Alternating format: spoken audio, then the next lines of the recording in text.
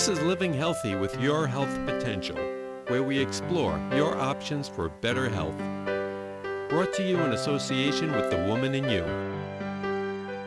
Hi, welcome to Living Healthy. I'm your host, Sheryl Worthington Turgeon. According to the Center for Disease Control, confirmed reported case of Lyme disease in America has averaged approximately 30,000 cases per year during the past several years. Yet we are just starting to understand the disease in terms of prevention and what you need to do after a diagnosis to sustain health. Today's guest is Lane Poor of Newport, Rhode Island, a retired music industry engineer and nature photographer. Lane was diagnosed with Lyme in 2003. This sent him on a journey of discovery, wanting to understand the intricacies of Lyme. He is currently writing a book about Lyme disease called The 3 B's of Lyme. We'll discuss how Lyme has affected Lane, as well as the progress researchers, scientists, and the medical community are making around the globe.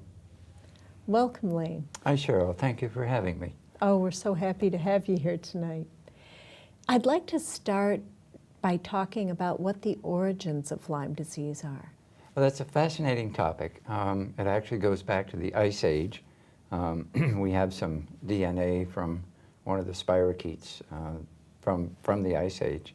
So it's been around for a long time. The study of the history gets to be intriguing. We don't really have a whole lot before 1900. And then the Borrelia, the spirochete, shows up in Europe. Later in the 40s, we see a little bit of it here. But it's not really until the 70s that things begin to really explode. And that I find particularly fascinating, and it's something I'll continue to work on. And why is that, do you think? Don't know. It seems to be a very, very low-level disease that existed through the first 3/4 of the last century, and now all of a sudden it's pretty much everywhere. It really has exploded. I'm not happy with any of the answers that I've found, and certainly I'm going to be spending the summer really trying to dig into this and find out. The thing that's so confusing is that there's so many genotypes of the Borrelia that have evolved really in the last 25, 30 years. It's hard to catch. People are confused by the multiplicity of the spirochetes that we have now. So it's a history that we're really writing right now. It's pretty heavy. And where is it most prevalent now? In this country, New England, the upper Midwest, the tip of Florida, although the CDC doesn't like to look at that too hard. And then California is coming up a lot. We're finding it to be pretty healthy there. It's moving north into Canada. A different strain is in Europe. Germany last year reported 500,000 cases, 500,000. So it's moving throughout the world.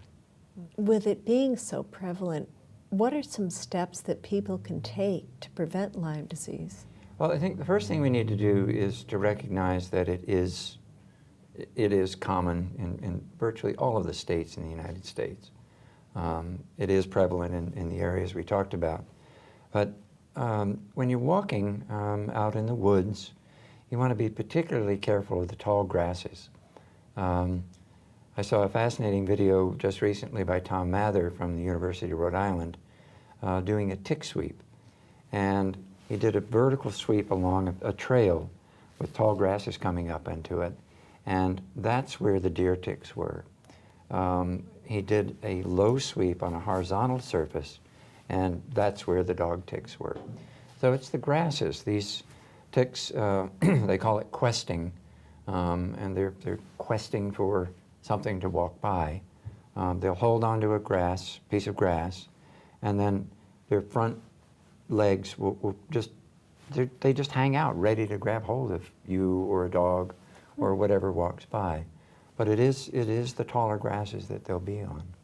How do they do the sweep? What do they use? Oh, it's fun. They use a 1 square yard white flannel cloth on a pole that holds it straight, and they literally just sweep it along, touching the grasses or touching the floor of the forest or a pasture. And then they count how many ticks they found in 10 minutes sometimes. Sometimes it'll be how many ticks they found in 100 yards. There's not really any defined protocol for sweeping, but it's they sweep and then they stop and they look for these little teeny things and put them in a jar and keep going. So avoiding tall grasses is one thing we can do to prevent tick bites. What else can we do? Well, some of the simple things. Tuck your pants into your socks. That's just plain basic. Wear light-colored clothing so that you can see ticks. They can't see them on black shoes or black boots. Another thing we can do to prevent ticks is to use permethrins. And they're a fairly toxic chemical that we spray on clothes, on our shoes. You don't want to spray it on yourself. And it will actually kill the ticks. They do not like it. They'll stay away from it. They won't attach to you when you have the permethrins on. Permethrins have been derived from the pyrethrins, which are common to geraniums. It's that smell that we have. One of the things that's coming up in terms of prevention, we're beginning to look at the more natural oils, rosemary, tea tree. There haven't been any really discrete studies done on these yet. I expect them to be occurring during the next year, where there are actual tests of this. I do know that the University of Rhode Island has just gotten a $500,000 grant from the CDC, and they'll be using that in their test woods to see what kinds of sprays that can be used, see how effective they are. Okay. But the URI study will tell us what works and what doesn't. Okay. If you actually get a tick bite, what is the most effective treatment? Well, the first thing, if you have a tick that's embedded in you, it is absolutely crucial to use a very fine, sharp pair of tweezers. You want to grab the tick, even if it means going into the skin a little bit, under the head where its forceps, its little biter things are, and pull it out from the skin. You want to remove the tick in its entirety. You don't want to squeeze it. Don't take a match and try and burn it. It will force what's in the tick into your body even faster. There are also, I know that people talk about using oil on a cotton ball. Once again, this is just going to make the tick regurgitate the toxins that it has into the body. Grab hold of it. I know it's going to be painful sometimes, but pull it out and try and get the whole thing out. If you don't get the whole thing out, get to a doctor and get the rest of it out. Okay. And then what next? Okay. What's next is where some of the confusion comes in. If you have been bitten by a tick and it's been on you for 24 to 36 hours, virtually all doctors now will say, all right, we're going to give you a run of doxycycline or minocycline. We'll give you some antibiotics. There's a fair amount of differences between how much you're going to get. Some doctors will say 24 hours, some will say 2 weeks, some will say 4 weeks. We're learning a lot about that and what's actually required. My personal preference is that if you've had a tick on you for even 3 to 4 hours, I think you really need a good prophylactic load of antibiotics. The story goes that it has to be on you for 24 to 36 hours in order to have the spirochetes enter your body, enter your bloodstreams.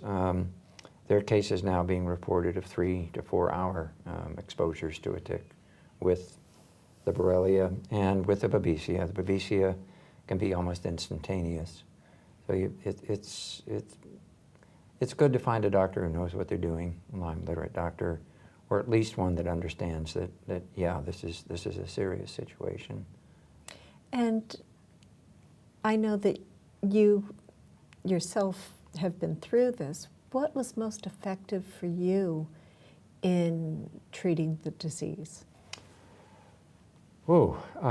First was recognizing that I had it, which is often a very difficult place to start. Even though I had a test came back that said I did have Lyme, I had a primary care physician who was scared stiff of Lyme and gave me 30 days of doxycycline and then said, I don't want to see you anymore. It took me another 6 months or so to find a doctor who prescribed long-term antibiotics. And that, I firmly believe that in the beginning, if we have these infections, we really need a good, heavy run of the antibiotics. After that, we can start relying on the naturopathic. One of my favorite naturopathic herbs right now is Artemisia annua. It's anti-malarial. I'm dealing with Babesia right now, and that's been very helpful. Other things like turmeric and curry, and I think we're going to get into that when we talk about nutrition a little bit. But yeah, there's a lot of good adaptogenic herbs out there that work very well. Do you feel that the 6 months that you were not getting the antibiotics was harmful to you? It was a setback. It certainly was a setback. It did not take me back to the place where I was in the beginning, but yeah, it was a rough ride. Recurrences of the night sweats, recurrences of the fibromyalgia, and mostly the brain fog. I think during that time it was your brain really does get confused. The spirochetes are probably drilling in and eating neurons, and we know that the nerves get damaged, and the cognitive stuff, the executive functions just don't work so well, and we know it. We know something's wrong, but we don't know what it is. So I had to go through that. You are able to get that healing and get that function back, is that correct? Absolutely, yeah. We know that we can regrow neurons. We know that we can regrow the myelin sheaths around nerve bundles. Yeah, that we can get it back. There's some damage that can't come back. I've lost the cartilage in both my shoulders because of the arthritis, and that's Lyme-induced arthritis, and I'm not going to get that back. So that's can't get it all back. So I know that you've used nutrition or relied on it to improve your condition. Can you tell me what you've been doing? Well, all I can say is it's been probably the biggest nutritional shift in my life. I am eating organic. I have gone, it took me a while to figure it out, but gluten-free. One of the things that happens with the multiple infections is that we have an awful lot of inflammation going on. And it took me a long time to figure it out, but you get rid of the gluten, it's a whole lot easier to lower the inflammation levels. Same thing with sugar. I still like my ice cream. Love Cherry Garcia. I know it's got cow in it and whatnot, but if I take a tablespoon or two of sugar, the inflammation pops up, my shoulders hurt, I feel achy all over. Just not smart. I'm enjoying baking. Gluten-free is once you get into it, it's actually a lot of fun to do. And there's so much more available now. Oh, it's huge. It's huge. And this is a slight plug for Job Lot, but you can find all of Bob Mills' flours at Job Lot for very reasonable prices. And it's a shift. and it's not that difficult. Curries, spices, I'm much more aware of what I'm using. So for the inflammation, basically the curry, turmeric, ginger. Yeah, right? cardamom, all of that. Garlic, a lot of garlic. I'm using a lot of garlic. And also peppermint, which is in black pepper. I stopped using black pepper for a while, and I'm using it again. Not a lot, but that seems to help a lot too. We talked about inflammation and how you've used nutrition to lower some of the inflammation. Is there anything else you've done? Oh, meditation helps. Another thing is to make sure you don't get too tired. Moderate exercise is very helpful. Once again, you don't want to push it too hard in the early stages because you'll just stir everything up again and make it harder on your body. But no, just simple common sense, eating, sleeping, resting. Really living a balanced lifestyle. Yes. Right. Yeah. Mm-hmm. And I know many studies have shown that attitude plays an important part in healing. Can you tell me, throughout your journey, what you've noticed is beneficial to you in terms of attitude, and maybe where you were and where you are now? Well, in the beginning, Lyme disease, or Lyme Borrelia plus the co-infections, is just such an overwhelming hit when you first begin to understand what's going on. It's very difficult not to spend virtually all of your days and all of your nights thinking about it. So you become really hyper-vigilant, and there's a certain manic element that comes in with that. Breaking free of that takes a lot of work. You need to have faith in your physicians and the people that are helping you with it. But I think once you get through that, then you can begin to say, whew, I can get better. And I can't say that I have always stayed in that I can get better. There are certainly days you'll wake up and you go, oh my God, this is still happening. You know, what am I going to do now? I know it's common, particularly in the beginning, for there to be a lot of depression. But I think as you begin to work through it, you can, well, particularly if you journal, journaling is very important. You can begin to look back and see, wow, I had a good day. And just keep, I don't know, looking for the good. It's not all bad. You will make progress.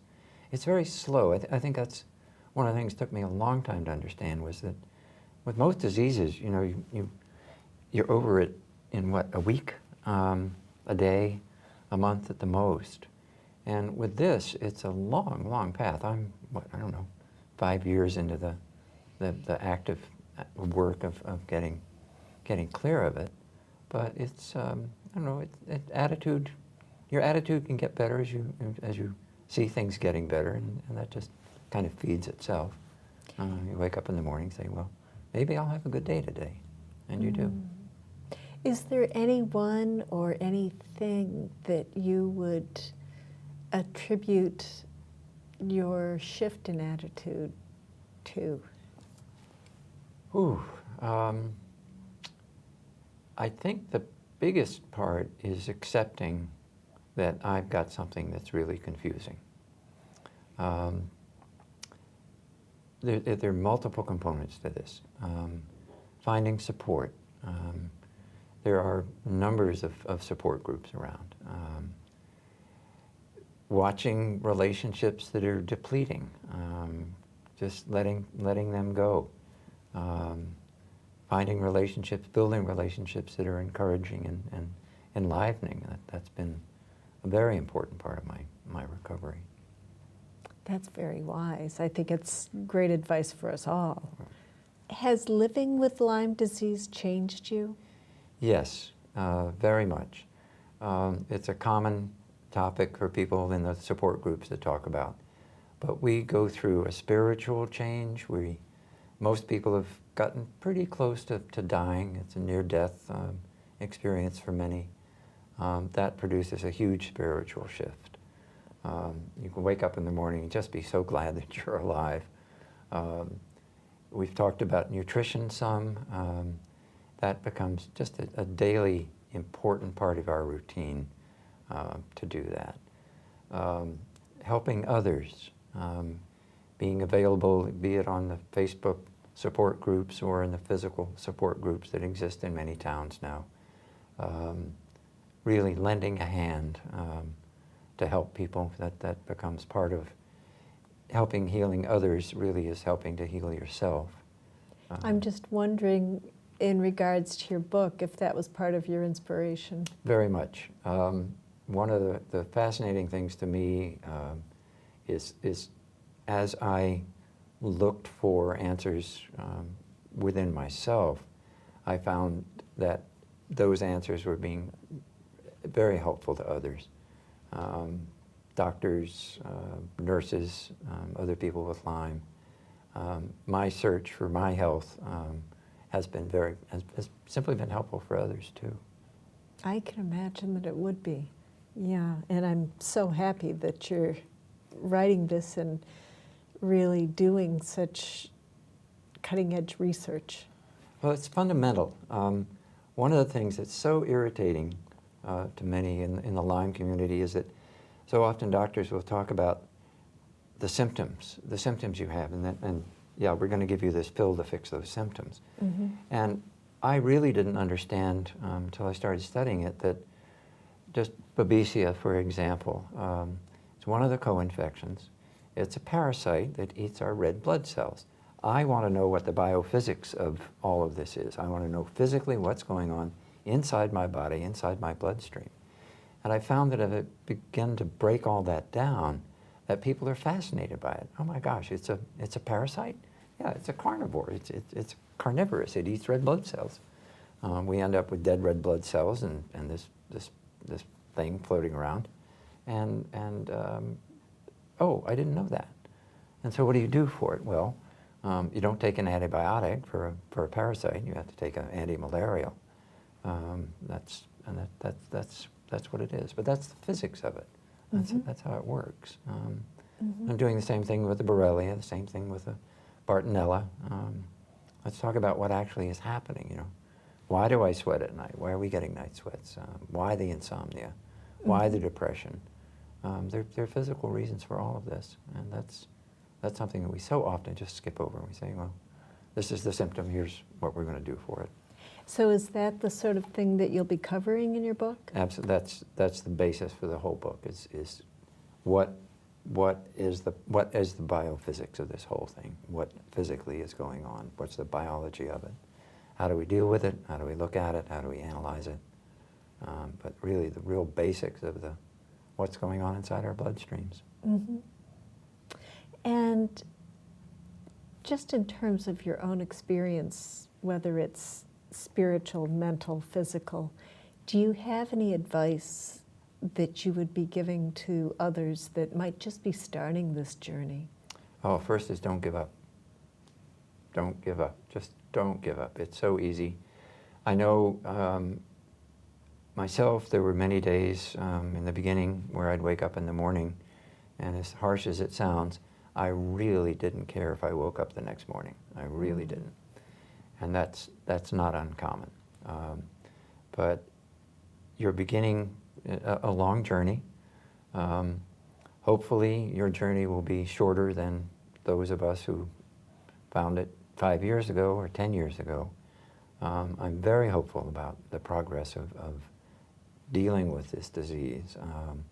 And I think our health times are going to get shorter and shorter. I'm convinced that we're really beginning to get a good handle on this, and returning to health is happening. Definitely happening. And I'm sure reaching out to others would probably be a big part of recovery. I think for any of us it is. Reach out, hold a hand, Be available, talk on the phone, do your messaging, answer your emails, say hello to others. And that's very important for people who are just beginning down the road. Please reach out to others. Very often you're not going to find the support in your families. That can be tough, but you can find people out there who will say hi, they'll call you daily, check in, see how you're doing. It's very important to reach out to other people. And when you say that you often don't find the support within your family, can you tell me a little bit more about that? Ooh, it's tough. I know my experience, it's been very difficult for many members of my family to understand what the disease really is. Chronic, we've talked about the word chronic meaning continuous. It's very difficult for people to understand that you can have continuous joint pain for months and months and months. That you have continuous confusion in your brain that goes on for months and months and months.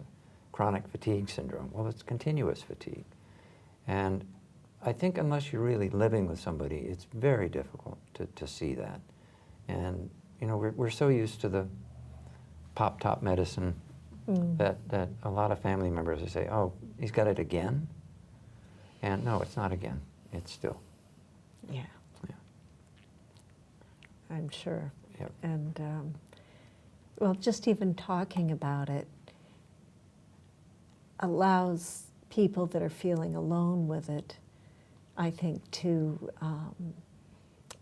start to feel connected and start to feel like there are other people that understand how I feel. Right.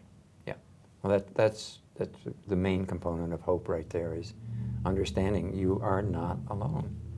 Yeah. You're not alone in this, and just reach out. And it's actually quite simple to reach out. There are a lot of support out there.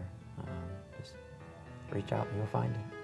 Well, thank you, Lyme. And, I really appreciate you being on the show, because I think this is reaching out right here.